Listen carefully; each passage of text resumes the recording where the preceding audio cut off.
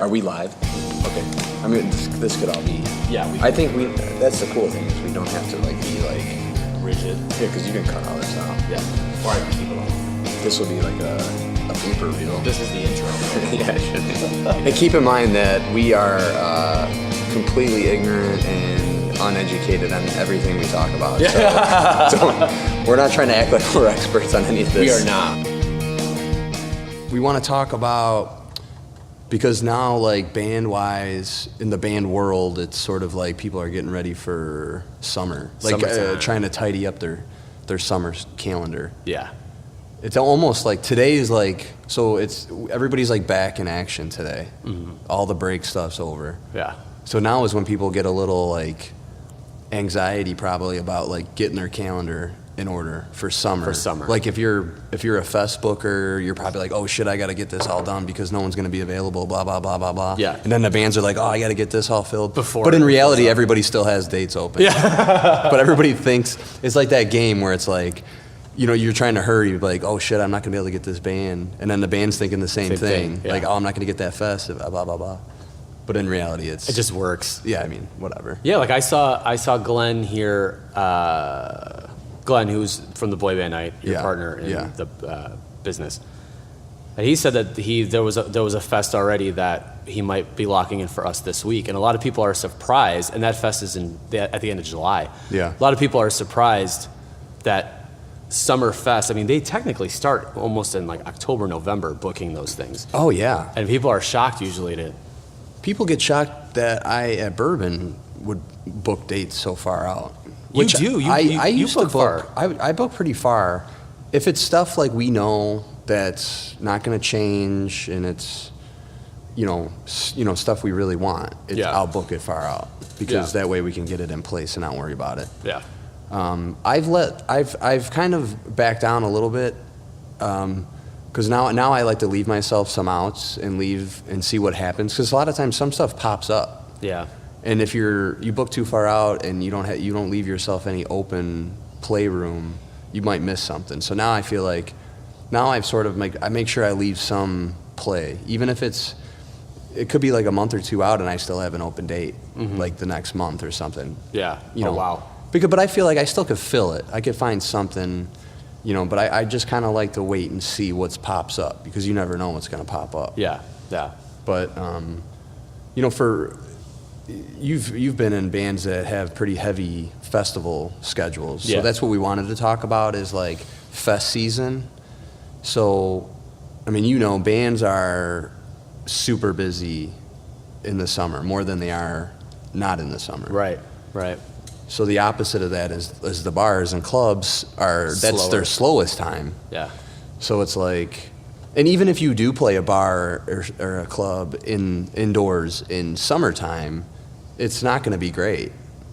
No. Right? You've probably played a few. They're almost never as good as... It's hard. Yeah. Because there's... I've worked here over the summer too, and I've played club shows over the summer. Now, if you get really shitty weather, it's better. Yeah. But... It's like the opposite of winter. Yeah.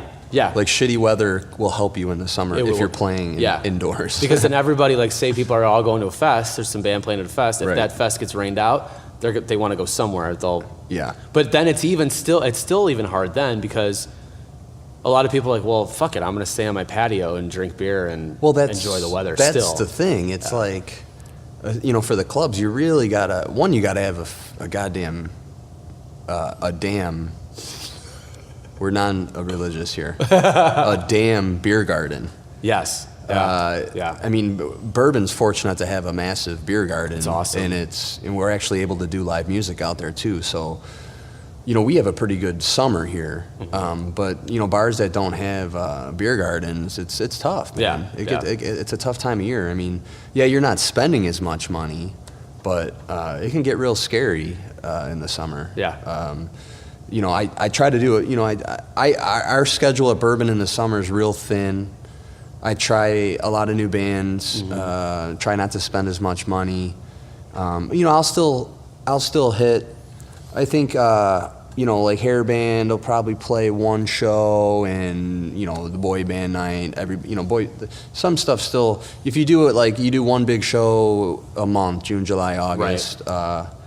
We do a couple outdoor shows in August in the beer garden. Last year we did the Eagles band from the Maggie Speaks guys. One of these nights. Yeah, one of these nights, and then we did the Ron Burgundies did an outdoor show, and they were. Yeah. Oh, that's right. Hair band did an acoustic show. Yeah. So it's more of like thinking outside of the box in the summer on the club end. Yeah. So what do you think, like for bands, like in a perfect world, you probably wouldn't even want to play at a club. No, and I'll tell you the biggest thing. A lot of musicians find it a pain in the ass, but I actually like it. When you play a show, like say we play Bourbon Street. Yeah. 7 o'clock load in at 7. Set up your shit. Sound check around 9 o'clock, whatever. Okay. You're still waiting around, play at 10:30. Yes. You're out of here 1:30 or whatever. With the festivals, you can't even put your shit on the stage until a half hour before. Yeah, it's half-hour changeovers. Half-hour changeovers. Yeah. You go up there, you play your hour and a half, 2 hour set. Yeah. And you're usually done by 10 o'clock. 10. Almost all the time. It's usually a curfew at 10. Yeah. So the bands, it's like the glory days. I prefer it. Parking can be a bitch sometimes, especially in the city, but I prefer it. Yeah. I prefer fest. You're out of there. If you're headlining, you're out of there at 10 o'clock. Yeah. And, the changeover, you can't, you might not be putting on your big production that you would at a club, but it don't matter. No. And the other thing is like the festivals, to me, I look at festivals like it's a combination of weather, obviously. That might be the most important That's most factor. Important, yeah. So it's like weather and, the band. Like a lot of times, like you'll have a great, huge crowd. A band will have a huge crowd at a fest. It'll, be like, it'll look like there's 1 million people there. Mm-hmm. But it's like, it's not just the band at a fest sometimes drawing. So it's like, and I'm not speaking. I'm not, even our bands. You just got to check your ego at the door sometimes on the festivals, and I'll say that to my own guys because, don't think that you're king shit. That these 5,000 people that are in front of your stage were specifically to see you. Because it's if it's the perfect weather, if it's 75, it's it's beautiful out. It's a Saturday night, and there's 1 million people at the fest, and you kill it. Doesn't mean you brought all the people out. So it's like you gotta keep that in mind. For sure. Don't go like coming out of fest season and like, try to up your price at the clubs because you played, whatever fest and there was 5,000 people there. Yeah. Because we all know that's just not right. No. That's just not true. No. And I think, but again, I prefer it. I prefer fest to clubs. It's quicker, easier. You're home by 10:30.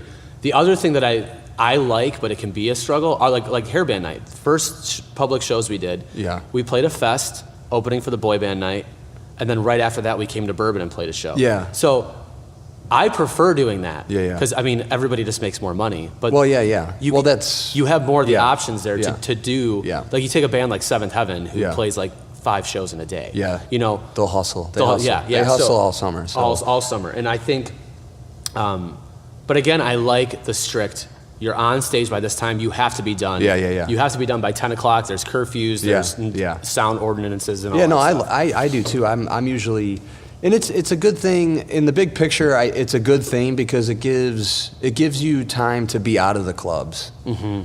It's good, because we're in a small world. Chicagoland's not that big, and we're all playing the same clubs in Bourbon Street, and a lot of other clubs have the same bands, blah blah blah. So it's good to go like 3 months where it's like you're not going to see a lot of these bands in the room for 3 months. Yeah. Because they just all played, since last summer, regularly all over the place. So it's nice, as much as it sucks on the club end not to have that. To have that in there, every weekend have a big band playing. Mm-hmm. I think it is good in the big picture to keep things rolling because then you get back from summer, and it's big, like those bands are coming back. They haven't played in 3 months, and they could probably have a great show. And usually too, I noticed this a lot as well. Yeah, of course, but. I was in some bands where we'd play 4 to 5 times a week in the summer. Yeah. So then. you don't notice it as much when you're in the band, but when you see other bands, you notice it. Like I noticed this with every band. They play so much over the summer that when they come back to the club, they're even better than they were the year before. Oh yeah, you get tighter. Yeah, way tighter, and everything. The show, everything is just so much better. Yeah, I agree. You know, and so it's almost a necessary. I don't want to say evil, but it's a necessary thing, just in general, because you know, and it's also a good thing to challenge. It's a good challenge for a club or a club owner to say, hey, you know, what are we going to do in the summer to generate business? Yeah. And you might find something that you can use throughout the year. My example of that is the one singing competition. Yeah, that true. Started in the summer back in the day. Yeah. And now it's something that we've added to the calendar in the winter, because now Bourbon's running that on Fridays, starting this Friday. Yeah.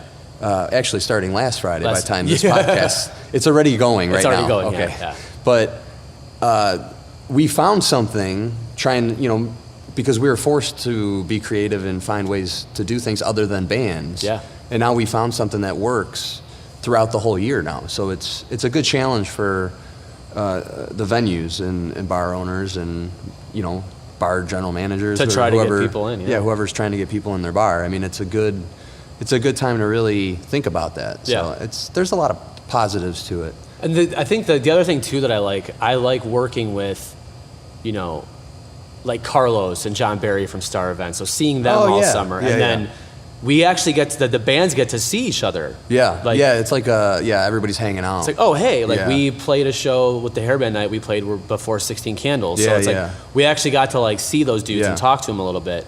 And you know, the bigger fest like Retro and Roscoe, where there's bands, there's 3 stages. It's fun. And it's like you can go down, visit with your people, and then you play, you go down. Like it's more of a. It is fun. It's more fun. Yeah, you look. I think all the bands kind of look forward to that, you know, middle May and when everything starts to get going. Yeah. Because that is cool. Because you don't.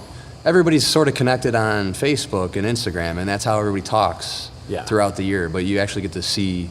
You know, I actually get to see Chris Hagen's face in person. Oh, I loved it. Over the summer a lot. Yeah, when I getting off stage and seeing his gorgeous I mean, mug. it's, damn. We're referring to the drummer from 16 Candles. Yeah, yes. But that's the fun part, like seeing everybody and, you know. Now, towards the end of the summer, it's kind of like... You're done with it. You're done with it. Yeah, you're waiting to get back to club season. It's good. But that's the beauty of Chicago, you know, because you get to have those segments of the year. Yeah.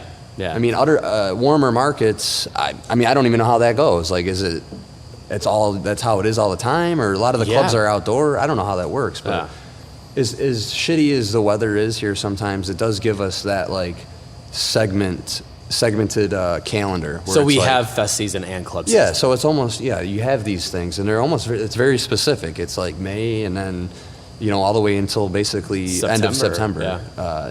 Even there's some fests that run in October. Which is crazy. Oktoberfest. But yeah, it's cool. It's very unique, I think, for the Chicago scene. Yeah.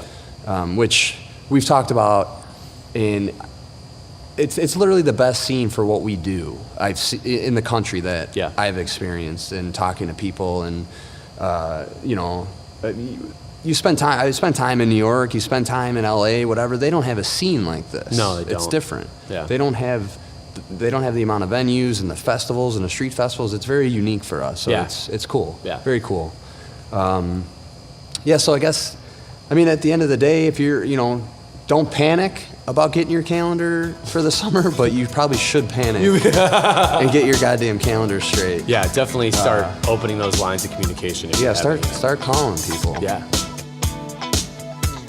We're going to take a short break, and when we come back, we're going to discuss marijuana.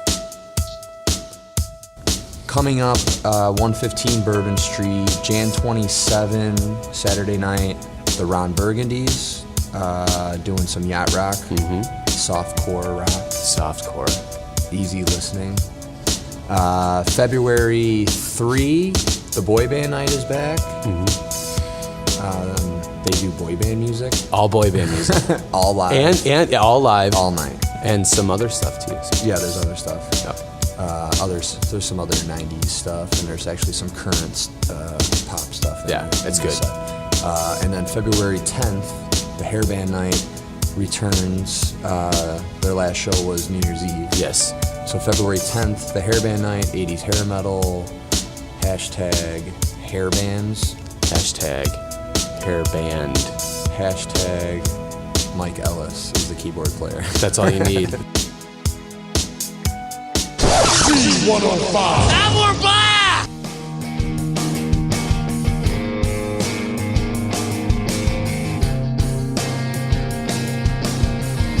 We now return to your regular programming. So I guess this would kind of fall into, like, we know a little bit about it, but we don't partake in it. I would say this would be, okay, so we talked about Bitcoin because we didn't really know about, it was like us talking about Bitcoin because we don't know nothing about Bitcoin. Yeah. So now we're going to talk about weed. I mean, we probably know more about weed than we do about Bitcoin. Yes. But neither of us really smoke weed. No. But we do know some people that do. Yeah. We know a few. Let's start with, if you're in the band, would you rather your guys in the band be smoking weed before the show, or would you rather them be drinking? Oh my God. Or both? I don't know about both because that kind Or of plays three, with bonus being a little a little cocaine. yeah. So would you? What do you? Of cocaine, marijuana, and alcohol. Yeah. I would probably take alcohol. Okay. With my band. Now, if it's now like the Burgundies, They need to smoke. they need to smoke weed. Like that's more Why pot. is it like? Because you already know that. Like you just know the Burgundies. Like they need to smoke weed to get into character. Yeah. You guys need to drink to get into character. The Burgundies need to smoke weed to Yes. get into character. I don't know why that is. It's just the music they're playing. Because it's just chill. Yeah. Like with the hair metal, it's like debauchery and all that crap. Yeah. So that's I'd rather have my guys have a shot or two, a couple drinks. Yeah. But if can you imagine if Andrew, the singer of the Hairband Night, Yeah, you can't be. Yeah. if he was stoned? Yeah. Like if he just yeah. You can't be. if we were all high. We should try it. Maybe it'd be like a lounge act version of hair metal. We should all I agree. we should all smoke weed Yeah. before we play a show and just see. But see, I just have a feeling, I haven't smoked pot in a long time, but I just have a feeling I would lose myself. I wouldn't know what the hell was But going on. you wouldn't be. You'd be more carefree. You wouldn't. That is true. You wouldn't be. That's true. I mean, especially now because I'm not even drinking before Yeah. shows. Maybe it might be the most fun show I've ever played. It probably would be. I don't think I've ever played after smoking pot ever. I feel like a lot of the guys will smoke after shows.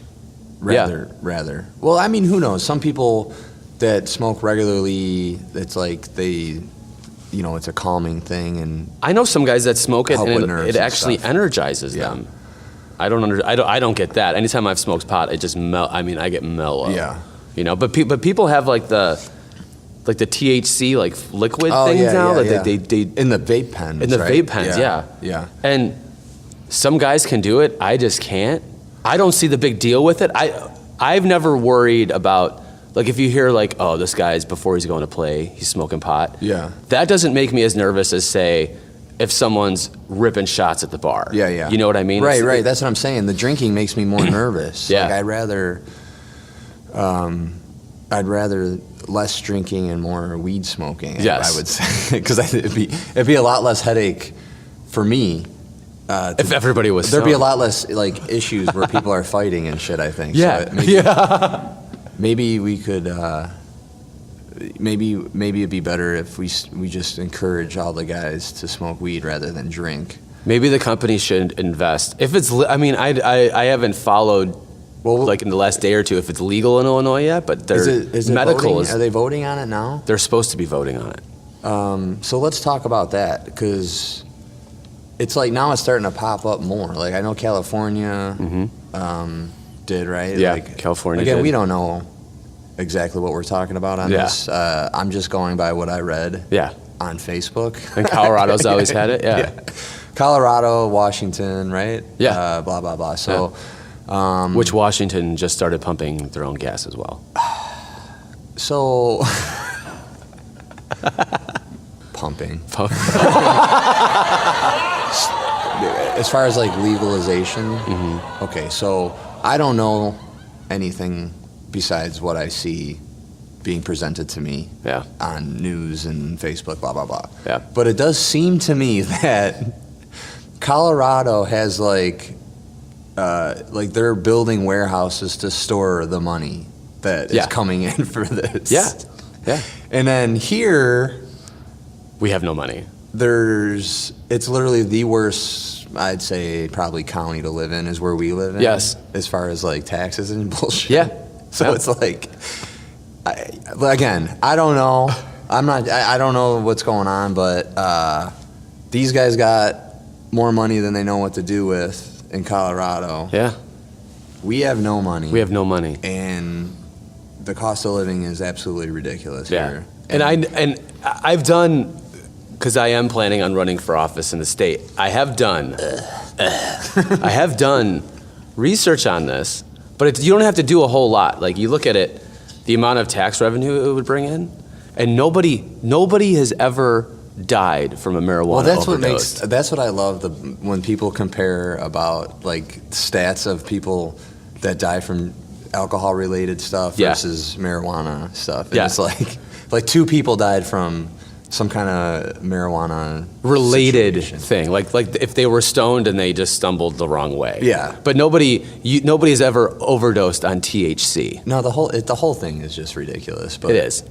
It's just to me, I feel like 10 years down the line, it's going to be legal no matter everywhere. Yeah. Anyways, and it's like for some reason Illinois just wants to. They always have to be like stubborn. Like we ain't doing that, and we ain't. We're going to raise all your taxes, but we're not going to legalize pot and tax the hell out of it. Tax the hell out of it. Right. Pot and they love say. taxing shit. Yeah. So here's an opportunity for you to make a lot of money for the people, the great people of Illinois. For the pot companies. And then you get to have your release of, they're sitting there like, we need to fucking tax something today. Like, here's your outlet. Yeah. Like, here. Tax the shit out of it. Yeah. And quit taxing, like, whatever. Everything else. Soda pop. Yeah, whatever. So. But it's like when we were I played in Alaska for a weekend once. Yeah. And a couple of the guys in the band they were looking for pot. Yeah. So we called the promoter, like, hey, because we're used to how it is here. Like, hey, so you know anyone that we can get some pot from? And she's like, yes, walk out of your hotel, walk a half a mile down the street, and there's a dispensary on the right. Oh, nice. You walk in. Oh, wait, and it's illegal? It's totally legal. In Alaska? Totally legal. I love Alaska. Like, we literally went in, and it was, what kind of joint do you want? And these guys, like, sell it to you, like. That's what I'm saying. How is it that, okay, in the United States, you can go, there's certain states that you can go and do that. Yeah. And then, you can drive 8 hours to Illinois back, and you would go to jail for the exact same thing. Yeah. Because the now, state. I'm no politician or anything like that. Yeah. It's the federal law not allowing it. We paid, and they were really straight up about it in Alaska. They're like, listen, this is way more than the street value. Like, you can get it cheaper on the street, but, a guy in the band's like, fuck it. No, it looks good. And he bought 2 like fat joints. Yeah. And you can be out there like after we played our show, we were in the beer garden. Yeah. I was smoking cigarettes and he was smoking a joint, and you could do it totally out in the open. I like I said, we don't know exactly what we're talking about, but it just seems to be a pretty good solution to some problems. Yeah. And for whatever reason, like inevitably, that's a hard word to say. Inevitably, I think it's going to happen in every state anyway. Yeah. So why do we got to dick around? Yeah. Why can't we just get it done, move forward, make some money off of it, get some damn money, Because the other thing that's really just being a small business is rough right now in Cook County. Yeah.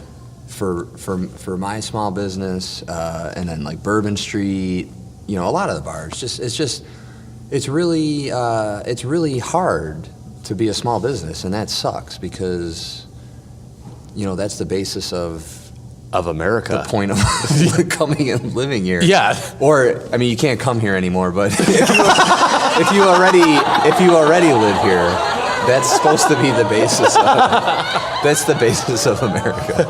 I thought. You can't. But you can't come here. You can't come. No one can come here anymore. Shithole. Shithole. I'm not sure if anybody wants to come here anymore. To be honest with you. Yeah. Who knows? Well, I do. But I enjoy it. You could cut taxes on small businesses, and just legalize pot and use that revenue. Like in Colorado, they used it for education.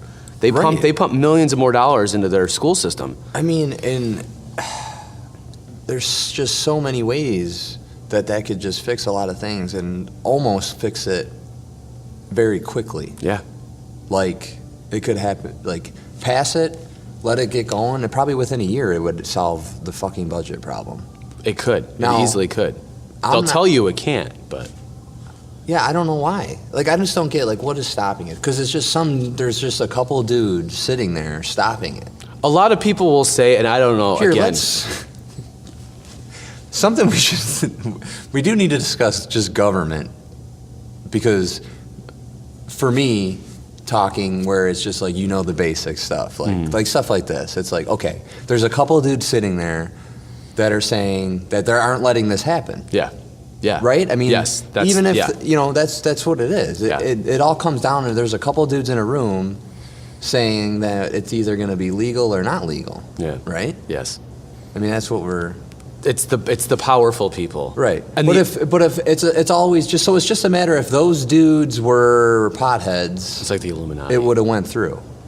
But they're not Yes. potheads. But think about that. Most government officials, what does every government official pretty much have in their office?